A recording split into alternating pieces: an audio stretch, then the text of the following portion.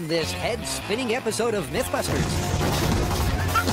Adam and Jamie fire up a fearsome explosive. That's one way to cut up a watermelon. As they test a military myth. You're not nervous about making a shot, are you? That C4 is a serviceable cooking fuel. It's not bad. But if subjected to heavy-hitting action, Oh, it's on the shoe. creates a culinary catastrophe. There it goes, pouring right onto the C4. Meanwhile, Carrie, Grant, and Tori Chin up, buddy. Gonna be over before you know it. mull a martial arts myth that a fabled flying guillotine Somebody's losing a finger on this shoe. can decapitate and capture your cranium. Are you ready? Let's do this. Who are the MythBusters? Adam Savage 70% chance of science. and Jamie Heineman. We're gonna have an adventure. Between them, more than 30 years of special effects experience. Together with Tori Bellacci, Wasn't ready for that one, Carrie. Grant Imahara, Nothing to take me. and Carrie Byron. Let's do it. They don't just tell the myths, they put them to the test.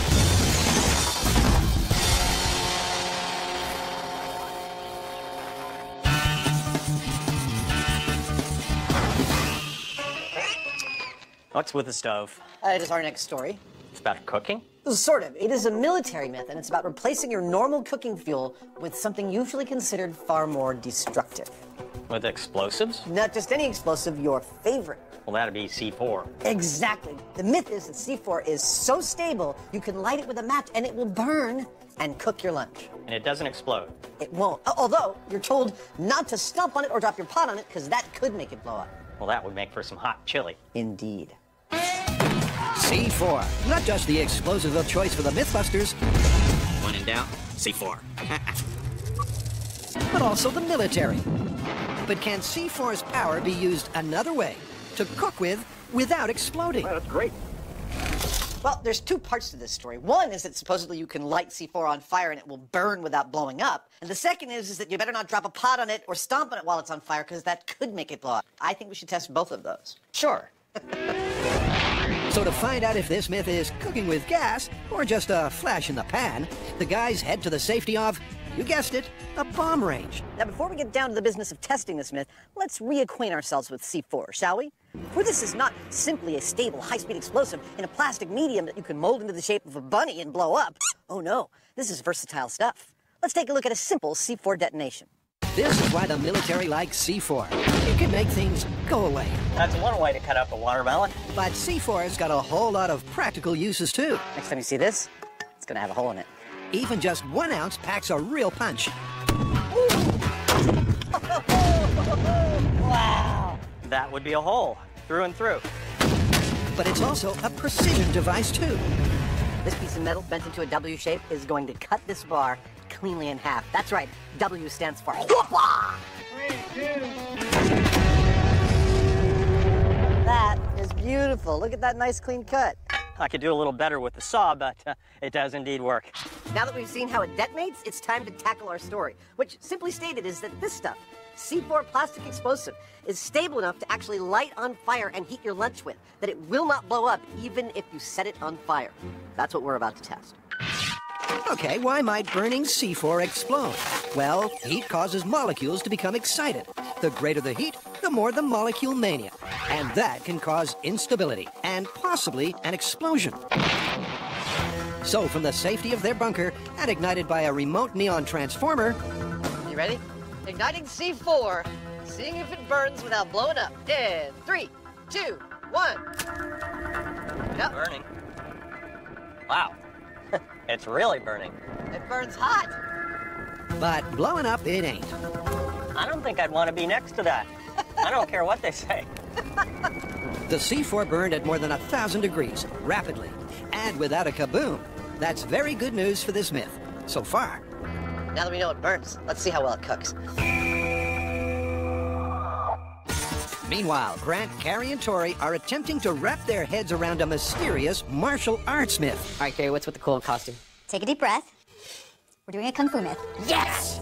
Which one? The flying guillotine. Ah, I love that movie. Yes, that's the one where the guy has his weapon. It's like a hat. He throws it over the guy's head, and he pulls the chain, and it decapitates him. Calm down. Yeah, and not only that, but once you cut the head off, you can actually retrieve the head back to the thrower. Well, I think the cool thing is that this might be more than a movie myth. This might be an actual ancient weapon. It could work.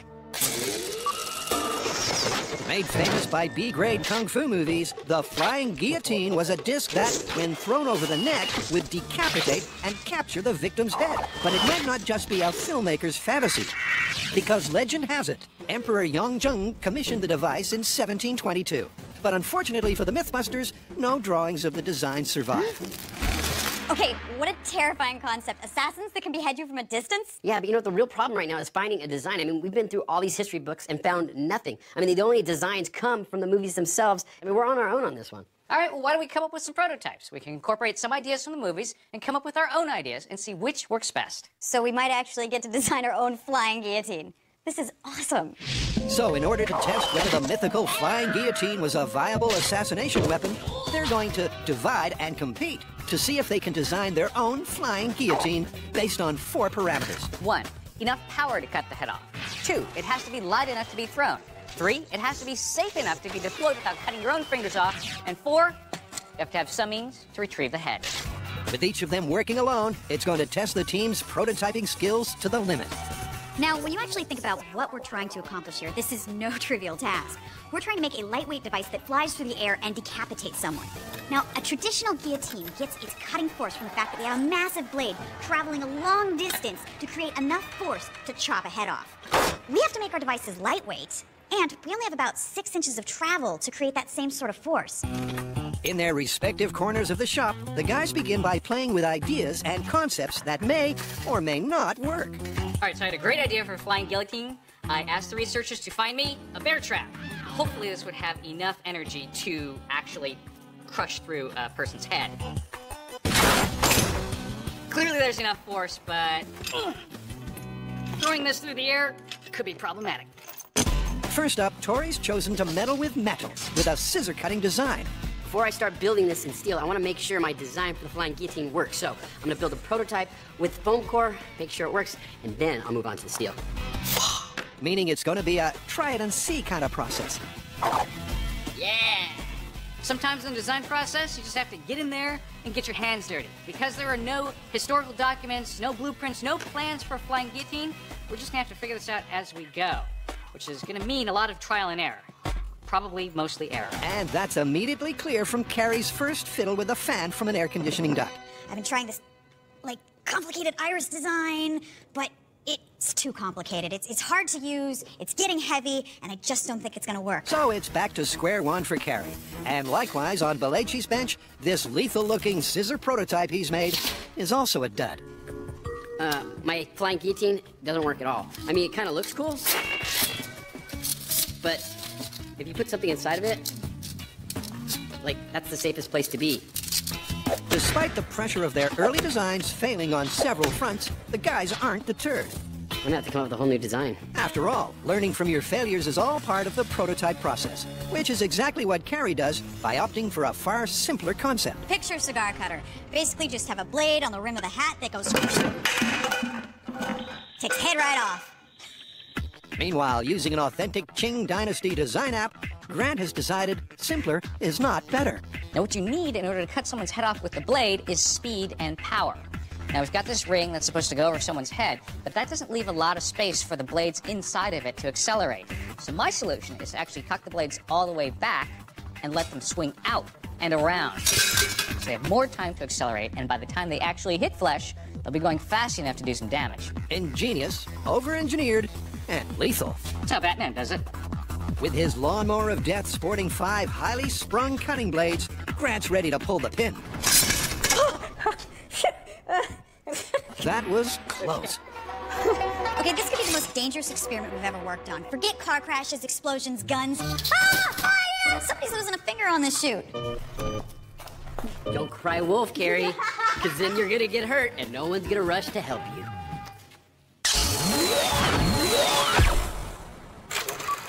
Can you cook your goose safely using C4? The military myth says you can, and Jamie and Adam are hot on the trail to find out. It's really burning. So far, they've seen it does burn, But that's not all. Let's just pause and take a moment here to recognize that we just ignited a high explosive and burned it, and it didn't blow up. This is going to be fun. Given this is a military myth, they're going to use a ready-to-heat and eat military meal. All right, time to choose what we're going to cook. So what's for dinner, Chef? Well, we've got 4 choices. Spaghetti with meat sauce, pork sausage with cream gravy, Southwest-style beef and black beans with sauce, or my personal favorite, the brisket entree. I'll go with pork. We always go with pork in these explosive experiments, don't we? Done. Let's do it. Here you go. Okay. So, menu sorted. They'll pop an Army pork packet in water and use C4 to try to heat it. So what's for dinner is an MRE, a meal ready to eat. It's standard Army issue. And there are these little packets that have your entire meal. All you do is put them in some water and heat the water, and you've got your food. So all that's left to do now is retire to a safe distance and light the C4. We're good to go. Here we go. Cooking lunch with C4 in 3, 2, 1. We have ignition. It's burning beautifully. Again, the C4 burns vigorously. It gets extremely hot, but burns out extremely quickly. And that's not a good combination for a cooking fuel. Wow, and that's it. It's like 2 minutes. It burns out. Yeah, it burns vigorously, but a little too quickly. Let's see how hot we got the food. Indeed, the proof of the pudding is in the eating. Eating food cooked with C4. It's not bad, but it's not hot. No, it's kind of warm. You know, they make fuels for heating up MREs. That probably worked better than this did. Well, we should test that. Okay. With the C4 cooked MRE barely lukewarm, the guys now want to scientifically test how C4 compares with 3 other commercially available cooking fuels. After all, if other fuels are better, why would a soldier even resort to using C4? So these are our cooking fuels. There are tablets that you might normally use while camping made of hexamethylene tetramine. There's a trioxane tablet, which is issued by the military for their rations. And there is chafing dish fuel, which is basically an alcohol. Each of the fuels will be ignited simultaneously, and each will then attempt to do its best to heat up an identically sized pot of water. This is comparative cooking test 4 fuels, including C4, in 3, 2, 1, go. The neon transformer simultaneously sparks up all 4 fuels, each of which weighs 1 ounce. C4 is definitely going. Yeah, they're all going. Now we wait. Now we wait. But that wait isn't long, as the C4 burns itself out in 2 minutes. C4's water is at 117 degrees Fahrenheit. Everything else is burning along merrily. Closely followed by the trioxane, the fuel of choice by the military. All right, trioxane got up to 120 degrees. And then the hexamethylene tetramine. Ho, ho, ho! 149 degrees Fahrenheit. Finally, the chafing dish. A measly 115 degrees Fahrenheit. So how did our C4 do in the cooking fuel cook-off? Not badly. By this chart here, we can see that one of our fuels, hexamethylene tetramine, did a spectacular job heating the water to a piping hot 149 degrees. The other 2, the chafing dish fuel and trioxane, heated within a couple of degrees of C4, and you'll note C4 did the job a lot faster. That tells me it not only burns, it is a viable cooking fuel. Cary, Grant, and Tori are going kung fu crazy, testing the myth of the Chinese flying guillotine. You think cutting my head off will kill me? With no historical blueprints to work from, they have to design their own modern prototypes to test the weapon's viability. Their first set of designs were uniformly successful at failing. That's the safest place to be. But a reacquaintance with the drawing board has the MythBusters on a more successful, if somewhat scary, track. That's pretty good. It's all coming together. Tori's latest idea is as clever as it is potentially deadly. This one is a very simple design. It's a steel ring, sharpened, but then there is a groove on the outside of the ring that I have wrapped this cable around. And as I start pulling, one, it's going to be pulling the sharp edge into the neck, but as the cable starts unraveling, it's going to start spinning the ring, hopefully giving me the motion that I need to cut through that neck. Let's see if it works. Okay, stand back, everyone, because Tori's ready to take his brutal saw disc for a spin. Dude, that looks like it worked great. All right, well, it cut through foam. I wonder what it's going to do to a neck. Good question, because last time there was a decent MythBusters decapitation, it took more than 4,000 joules to do the deed. Meanwhile, Cary's pondering process is paying off, too. What I've come up here with now is a kitchen knife on top of a saw blade that's at an angle, sort of like a traditional French guillotine. 2 out of 3 headless Frenchmen say it's the best. that will work on either a spring load or a really good yank. To test the cigar cutter, Carrie's rigged a rubber leg in a vise to see if she can get a clean cut. You ready? 1, 2, 3. Okay, maybe not. It looks like it works pretty good to me. It just takes a few yanks. Okay, it's hardly a clean cut, and it sure ain't a real neck. But for Carrie, it's a head start. I'm impressed. Finally, despite a near involuntary appendectomy, Grant has persevered with his beautifully designed but alarmingly heavy 5-bladed mechanism. Okay, it's armed. That was, believe it or not, the most dangerous part of my day. You look like you're ready to test. Watch you load this thing. Okay. All right, here it comes. Oh my god, I hope this works. That is insanity. Okay, keep your arms and legs clear of the ride at all times. Here we go. In 3, 2, 1. I feel a little queasy, I gotta say. Me too. Like a red-hot guillotine through ice cream, the cantaloupe's no match for Grant's fearsome fruit slicer. With the cutting component looking good for each of the 3 designs, Flying guillotine. there's one thing left to sort out: the net to capture the head. I know this looks like a guillotine cap, but it's actually a salad bowl. That's right, death by salad bowl. So far, so good. Carrie's concentrated on decoration for decapitation. He looks like he's all dressed up for a funeral. His own. Not to be outdone, Grant's final head capture feature is also very catchy. I added this cage, which allows you to connect all the pins together to this disc with a spring. You deploy the one spring that fires all the blades at once, and then this cage also captures the head for retrieval. It's done. I call it the Decapitron. So there are now 3 working prototypes: the dangerous Decapitron, Carrie's gorgeous cigar cutter, and Tori's salad bowl of death.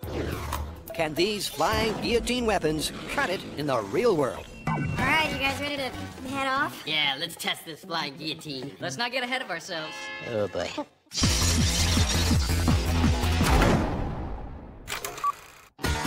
Could the mythical Chinese flying guillotine have been a real assassin's weapon? What better place for Carrie, Grant, and Tori to test their own designs than in a genuine Chinese garden? I don't think we could have picked a better environment. This is awesome.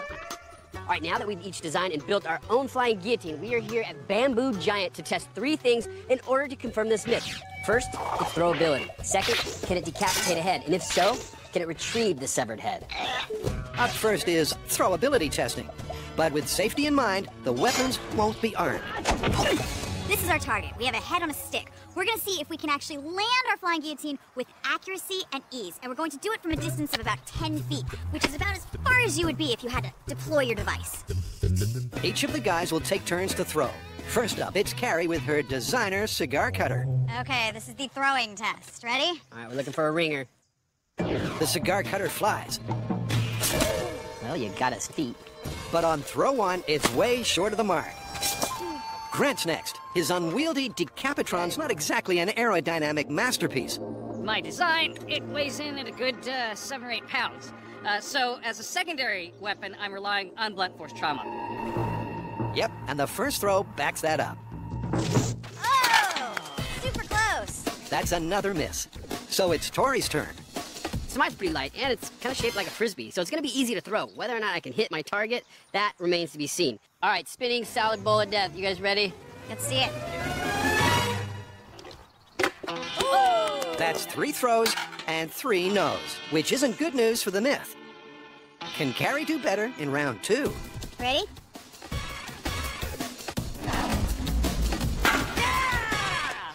This time she nails it.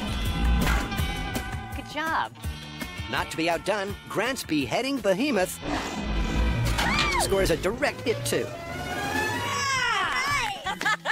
You got it. Oh, that's awesome. All right, so I was a little worried about the throwability of my guillotine just because it is so heavy. But it turns out that it's actually pretty throwable. I hit the target in 2. Tori's second go. The salad bowl soars. It's over. It's 3 for 3 in the throwing stakes. The myth may still be alive. On the benchmark tests so far, they've all ticked the throwability box. Next, it's weapons cocked and loaded to see if their guillotines can achieve a decent decapitation. This is where the metal meets the mannequin. Their target is a pig's neck married to a synthetic head. My favorite part of every show. It's very anatomically correct. Oh, If we could just keep his head on. oh, it's even more of a horror show than usual. They'll each get one shot at decapitation. This is my flying guillotine. It is based on the traditional guillotine. Now, they've been using this sort of technology for hundreds of years to behead people, so I'm hoping with a little bit of strength and a little quickness, I might actually be able to pull a head off. Without the weight or acceleration of a traditional guillotine, Are you guys ready? Yeah. hers relies on brute pulling power. Did it work? It looks like it cut a little of the bone in the skin, but it more pulled the head off than really cut through the neck. Tori's right. It was, in fact, more dislocation than decapitation. It cut trachea, it cut a little of the skin, it cut a little of the bone, but it did not get a clean decapitation. Grant's deadly decapitron is next. Mom, don't watch this part. This is definitely the most dangerous part of it, which is arming the device, because it's all spring-loaded. If something goes wrong, it could actually fire all the blades off at once while I'm holding it. With his hyper-engineered decapitron, Grant's design has a minor flaw. He has to pull vertically upward for his cable to release the blades. Gee, I think that might be more dangerous for the thrower than the receiver. And that means he needs a ladder to launch. That thing is insane. Hardly a handy assassin's weapon. Ready? 3, 2, 1. Now that's a pain in the neck. Oh, that was cool. Ouchie. Despite being feared by melons across the land, when it comes to necks, it's only cut skin deep. Not a clean decapitation. And that leaves just Tori's salad bowl of death still on the menu. Not only is he a kung fu master, he is also a beekeeper. All right, ready to chop some heads? Where did you get a gong? We had one in the shop. Fight! All right, here we go. Flying guillotine in 3, 2, 1. That was gruesome. Gruesome, but impressive. Oh, that's pretty good. It cut through like halfway. Got halfway Yeah. through. God, look at that. It cut through the bone. And the trachea and the carotid artery and wow, it did a lot more damage than I expected. That is promising. And that means Tori's is clearly the most promising of the three designs. It's light, it's sharp, and simple enough that it could have been built in 1700s China. Oh, and what about head retrieval, you ask? Simple. With no decapitation, there can be no retrieval. That one's still to be tested. Now for the decapitation capabilities of our flying guillotines. We're a little all over the place. Grant's machine had such promise, it didn't quite cut through the neck. Mine, not even a chance, only slightly through the spine. But Tori's showed some promise. That spinning blade actually made it almost through the neck. I think if we work on this design, we might have a real flying guillotine. Part 1 of the C4 cook-off myth is confirmed. C4 can make a stable, reliable fuel. Burning beautifully. So it's on to Part 2. If that flaming C4 gets some sort of impact, will it lose its stability and explode to Kingdom Come? An explosion is a chemical reaction, and heat tends to speed up chemical reactions. So it makes sense that if you're burning an explosive, it's going to make it more sensitive. So if we happen to be cooking with C4, and what we're cooking with weighs, say, 7.5 pounds, and it drops on the burning C4, you might have a problem. With the heavy pot raised to a height of 3 feet above the C4, it will stop with a force of 150 pounds. It's time for the drop test. Are you ready for this? I'm ready if you are. I am. All right, I'm going to ignite the C4 in 3, 2, 1. We have ignition. Let's let it get nice and hot. Once the C4 is burning fiercely, they'll drop the heavy pot on it to see if it explodes. This is a full pot dropped on flaming C4 in 3, 2, 1, go. They just put it out. Well, you know what they say. A watch pot doesn't explode. No, a drop pot doesn't explode. Thanks for ruining my joke. It seems that even alight, the C4 is still too stable for a 7-pound pot to prompt an explosion. Well, the myth is that pot dropped on flaming C4 will make it go off, and we got a perfect landing. No explosion. I don't even see the C4. Wait a second. There it is. No explosion at all. Right now, it's not looking very good for the myth. Well, that didn't work. What's next? Well, I've heard two parts to this. One is that you shouldn't drop a pot on the flaming C4, but the other is that you shouldn't try and stamp it out. Stomping on burning C4. Well, I'm not going to do that. You can do that if you want. Well, thanks, but No thanks, I've actually worked on the perfect thing. Editors, roll the montage of my robot stomper built. Okay, here's what Adam made earlier. Ow! A pneumatically powered stomping robot. I think he's ready for prime time. He certainly is. There we go. Powering up the man. Perfect. Now for the second impact test. With Adam's robot designed to accurately replicate the force of a human stomp, will that set off an explosion when it hits the burning C4? So the question is whether this shoe stomping on a burning explosive is going to be more effective at setting it off than dropping a cast iron pot on it. On the one hand, this shoe with its pneumatics has a lot more power than a dropped pot. But on the other hand, the sole of the shoe is a lot softer, so I'd say it's anybody's guess. Well, to take out the guesswork, That ought to do it. the first step is C4 ignition. Make it like a nice toasty marshmallow. And then step 2 is to fire up Robo Stomp. In 3, 2, 1, stop! Ha! Nothing! Oh, it's not a shoe! Despite the impact of Robo Stomp's pneumatic foot,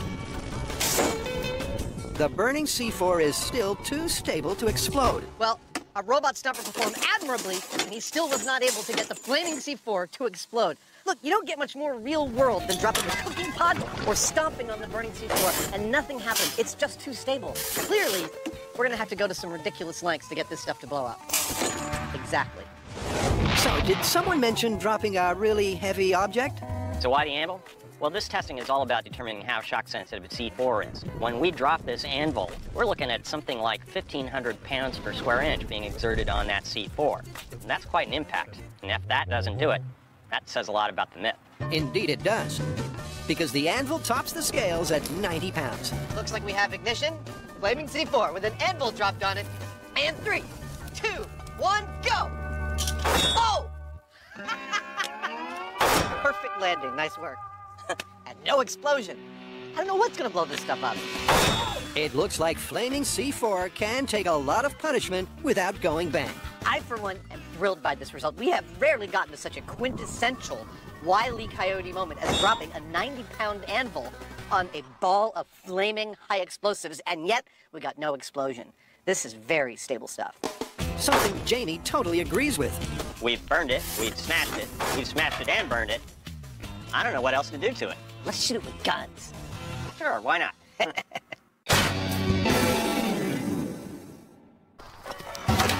Back from testing, it's clear that of the 3 prototypes, Tori's flying guillotine came closest to completing a decapitation. Halfway through the bone, that is promising. But since close is not close enough to prove the myth, it's time to refine his design. Okay, so we've left the bamboo forest and we're back at our Chinese palace. We have one more test to do. We want to see if we can actually achieve a full decapitation, a throw, slice, capture, retrieve. Because ultimately, we want to find out if the Smith is plausible. Tori's prototype, the salad bowl of death, slices as it spins against the neck. Can he improve it to sever a head completely? One thing that I noticed on my guillotine is that it cut halfway through the neck bone. I think it's because I have a straight edge on my guillotine. So what I'm thinking is if I give it a saw edge, cut grooves in the blade, it'll help me cut through that bone. Hopefully this will give me that advantage to get a clean decapitation. To increase the cutting power even further, he's also lengthened the pulling cable. That way I have the guillotine spinning longer, and hopefully that'll give me more cutting power to get through that neck. And if they can achieve a beheading, the final hurdle is to see if they can retrieve the head. So Tori's attached a see-through net to do just that. All right, so I added this not because I want him to be a beekeeper, but that way I could see the head get cut off as it's happening. No stranger to danger, poor old Buster steps up one more time. Chin up, buddy. It's gonna be over before you know it. And they're set to test. All right, so I made the adjustments to my guillotine. It's time to see if it'll cut a head off. Okay, we have the exact same circumstances as before. Yeah, we've got the same diameter neck, same distance. We're ready to go. All right, let's do it. Like a mythical martial arts master, Tori takes the head clean off, and it's in the bag, literally, on just the first go. Oh, we got it! Look, his head's in the bag. It's a major achievement, and it means Tori's improved design has now met all 3 benchmarks for the flying guillotine. That gory success can mean only one thing. There really could be something to this myth. You You guys, that was amazing. I know, not only did we create a real flying guillotine from scratch, but we achieved all the criteria for the myth. Yeah, I mean, we landed on the head, decapitate the guy, and retrieve the head in the net. Yeah, we proved it on a basic level against a static enemy, but I don't think anybody's gonna be holding still in a real-life combat situation. What do you have in mind? A few ideas. Oh, this should be interesting. When used correctly, C4 can do this. Wow, that was a rush. And when used incorrectly, it can do this. Burning beautifully. But could a sudden sharp impact make this do this? So far, impact has failed to get burning C4 to explode. But is that all about to change? So we dropped an anvil on the C4, nothing happened. Blunt force doesn't work. The only other thing that I can think of that is a really hard, fast impact on something, short of another explosive, is a bullet. So that's what we're gonna do. We're gonna fire a speeding bullet into burning C4. Will that high impact be enough to cause an explosion? The first bullet we'll be firing with is your basic .308 caliber sniper round. It's a 7.62 NATO, and it flies through the air at 2,600 feet per second. That bullet at that speed will give a staggering force on the burning C4 of about 25,000 pounds. Oh, she's going pretty good. All right, I think I'm gonna fire. This is shooting a regular bullet at a flaming ball of C4. No, I think you missed. I missed. All right, let's try that again. And with a few words of encouragement from the peanut gallery, You're not nervous about making the shot, are you? Like you might miss, huh? No. Not at all? Nope. Kind of makes you shaky when you're nervous. All right, I think I'm ready to go. Safety's off. Don't miss. I'm not gonna miss. Shooting a flaming ball of C4 with a regular old bullet. Damn it, it looks like I missed it. so with the score at C4-2, Adam zip, and Janie 2 gun shy to take a shot, the guys turn to a pro. I'm an okay shot. Not a great shot, I'm okay. I missed my first shot, nicked the second. What we're about to do is hand over responsibility for the shooting in this story to Sergeant Dan Powell, whose gun this is. Hopefully he'll make the shots much better than we could. Sergeant Deadshot Dan nails the target on his first shot. The burning C4 bounces, but a big boom there ain't. Well, there you have it. Normal bullet did not cause burning C4 to explode. The next bullet we'll be firing with is this, a tracer round. It's got a bit of phosphorus in its base that allows the shooter to see the path the bullet takes. It also flies through the air at 2,600 feet per second.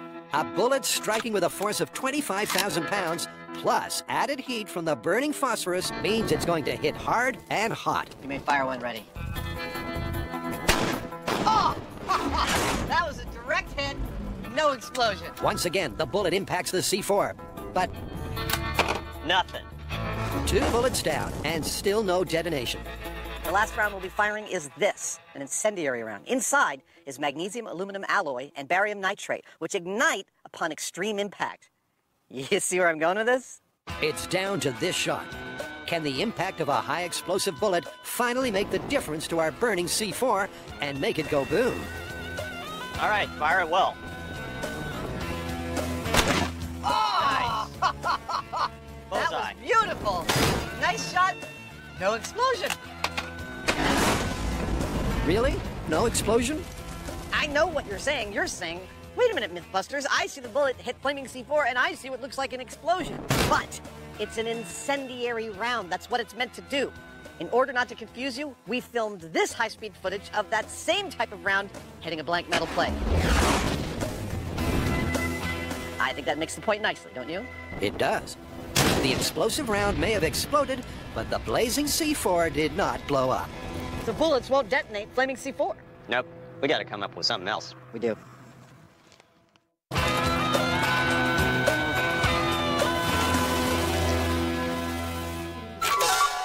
Did the flying guillotine ever really exist? We may never know for certain, but one thing's for sure.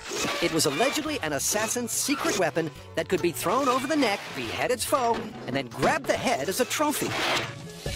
The MythBusters have proved their flying guillotine design works, but only against a stationary victim. Look, head's in the bag. Now they're taking it to the max by testing it in combat, and that means against an opponent. A scarier, more real-life opponent, because this time, He moves. Just like any other real-life battle scenario, your opponent is going to be moving around to avoid the weapon, and this guy is no exception. He's got a mobile robotic base that we can control remotely. Try it in here, huh? Oh, oh! that's not the only thing we have in store for Tori. An assassin lurking in the shadows. This one's actually after Sammy. So Tori's up against a moving robotic enemy in front and a sneaky foe who can pop up any moment from behind. The ultimate real-world test. Oh my god, this place is awesome. It's like a kung fu Playground? Yes. All right, now what do I need to do to beat this obstacle course? Okay, you have 2 minutes on the clock to defeat 2 enemies. You have to stay behind this line, and your target is going to be moving. Normally there's no rules in battle, but all right, let's do it. Ladies and gentlemen, in the Grand Palace of Emperor Yongcheng, known in some circles as the M7 Workshop, we have the famous Kung Fu Killer, the Master of Disaster, Tori Belleci, and his shadowy, evil opponent, the Fajin King. You ready? Let's do this.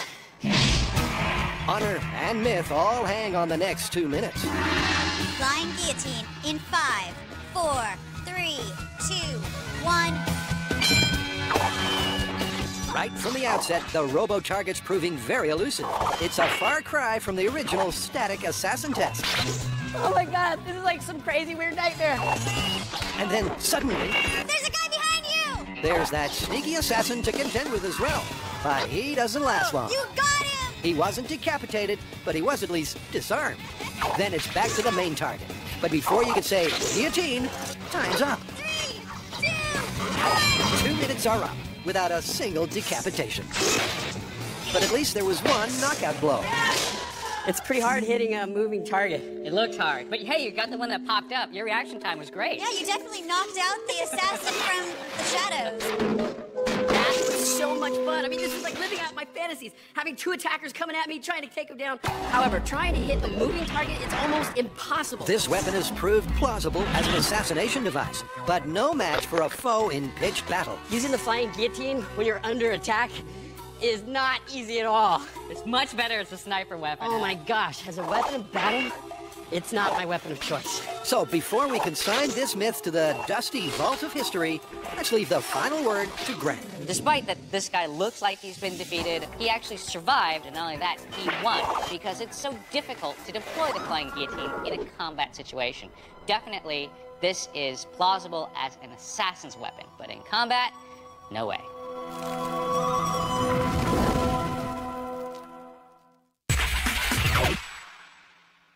Adam and Jamie have gone all out testing the 2-pronged military myth that burning C4 to cook with is safe, It's burning beautifully. It's not bad, but it's not hot. so long as you don't bash it while it's alight. To test that, they've tried dropping heavy objects on it. Oh! They've tried shooting it with high-impact bullets, Oh! Nice shot. No explosion. but nothing's detonated the burning C4. So in a last-ditch attempt to cause it to explode, they're ramping it up to the max. Time to mix some thermite. Thermite, that high-intensity extreme heat material that can cause explosive reactions. Wow. If anything's going to superheat the molecules in C4 enough to set it off, then it's thermite. Thermite is a mixture of 2 different metal powders. One is the fuel, the other is the oxidizer. Usually that would be aluminum and iron oxide. Now when they're mixed together and ignited, they burn with extremely high temperatures, about 4,500 degrees Fahrenheit. They've proved that C4 burning at just over 1,000 degrees won't explode. But what about at 4,500 degrees? Here's how our rig is going to theoretically work. Up on the stand, I've got a massive flower pot filled with about 3 gallons of thermite. It will be ignited by a neon transformer. The wires switch are right here. Once ignited, that thermite will start to burn and it will start to drip. Where, you ask? Well, through the bottom of this flower pot, of course. The molten thermite will drip through the bottom of this flower pot right onto our C4. We, of course, will be waiting safely behind the glass taper panels to see if the thermite makes the C4 go boom. Give me the C4. There we go. Don't drop it. Here we go. So it'll be thermite burning at a super hot 4,500 degrees, pouring directly onto the C4 beneath it. Color whenever you're ready. Okay, molten thermite dripping onto C4 in 3, 2, 1, go! Oh, it's lighting beautifully. At 4,500 degrees, thermite burns with blinding intensity. There it goes, pouring right onto the C4. It's a perfect hit. It's just behaving exactly like we wanted. In spite of the extreme heat, there's no boom. I can't think of anything else. It's like You're not setting off C4 by accident. That's all there is to it. I think that's all there is to it. I think we've really done everything we can. Pretty much. Even when subjected to 4,500 degrees of pure heat, the C4 keeps its cool. Everything's still intact. That is one hot pool of molten stuff in there. I think we could cook weenies on it from here. So, after all this testing, what exactly will make C4 go boom? Well, the explosive in C4 is RDX, and you need a blasting cap to set off RDX. The mercury fulminate in a blasting cap moves really fast when it goes off. It's something like 100,000 feet per second. That's over Mach 100, which is really, really fast. And we just can't achieve those kinds of speeds with anything short of a blasting cap. C4 was designed specifically to be a high explosive that was incredibly stable. And I gotta give it up. It is more stable than I ever thought possible. So with the C4 scientific certainty sewn up, there's just one thing left to do. Shall we call this? I think it's time. All right, on the first count that C4 can be ignited and heat your lunch, how do you find? I find that confirmed. On the second count that said flaming C4 should not be trod upon or dropped upon, how do you find? I find that busted. I love it. It's both busted and confirmed at the same time. Let's go back to the shop. Okay. You know, in spite of the evidence, I just wouldn't stump on that stuff. Now, neither would I.